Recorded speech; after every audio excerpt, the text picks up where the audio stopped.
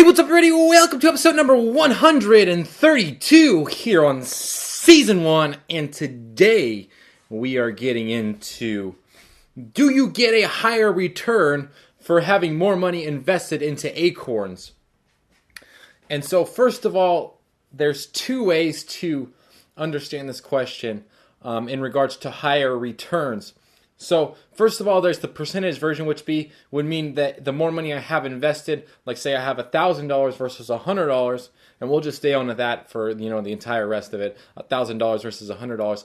Say I was to put $1,000 in Acorns and get a 10% return, and if I put $100 in Acorns, would I get like a 7% return or something like that? So that's what I mean by percentages. And then there's also the actual money that you get returned to you. So say I was to invest $1,000, how much money do I get paid back? Well, 10% of that would be $100, where 10% of $100 is only $10. So am I making a higher return in the sense that I'm getting more money paid back to me? Still the same percentage getting paid back to me, but am I getting more money? And let's go ahead and just look at it. So real quickly, if all the fees, cost, and etc. of the account were exactly the same, or if there were no fees. So if there were no fees on the actual account, basically if it was free, like I don't know, like a Robinhood account, then the return percentage would be the exact same. So if I pick the aggressive portfolio, or we'll just look moderate portfolio on Acorns, and I was getting a 10% return on my $1,000, I would also get a 10% return on my $100 if there were no fees at all.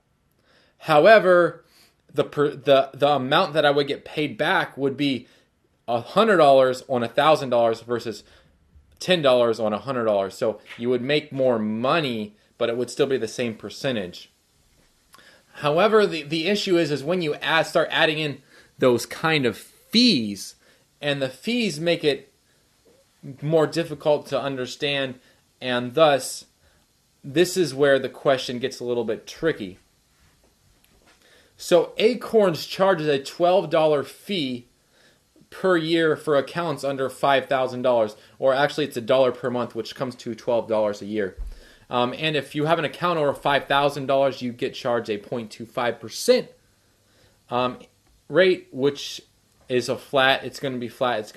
And I'll talk about that fee versus on a $5,000 account. So $100 versus $1,000. $100 times 10% is going to be $110, right?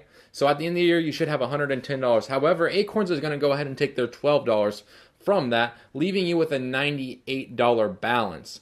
Thus, you have gained minus 2% return on that account. So you've lost money. On an $1,000 account, 10% of that is going to be $1,100, and they're going to take their $12 fee, leaving you with $1,088. Thus, your account made 8.8% return. So you see what I'm saying? So in order for that smaller account to have the same return as the larger account, they would have to generate 20%. Actually, they would have to, I would say they would have to generate a higher percent than what you would have to generate on a higher or a lower amount, because they're taking a flat $12. So the closer you can get to 4,000 or 5,000, the better it actually is, the more interest that you can make versus a smaller account. So thus, you do make more money on Acorns with having a larger account, up until $5,000. And once you hit $5,000, they're going to charge you the 0.25 interest rate on the amount of money that you have. So if it's $5,000, it's going to be 0.25. If it's $10,000, it's going to be 0.25. So it'll always increase as long as your account increases. That's what the fee will always increase with your account increasing, or decrease with your account decreasing. Thus saying that you wouldn't actually get a higher percentage return if you had an account that was at $5,000 versus $10,000. However, on that same account, you would still make more money having a $10,000 account. You would get paid at 10% or whatever. On a $10,000 account, you get paid $1,000 a year, versus $5,000 account, you get paid $500 a year. So you would make more money income, but it would still be the same percentage that you would be earning. And that goes for the same thing with below $5,000. Is the more money that you have invested equals the more amount of money that you get paid back. In the case of $100 versus $1,000, you actually pay Acorns $2 extra, where on the $1,000 you're taking $88 from trading or investing long term into those ETFs.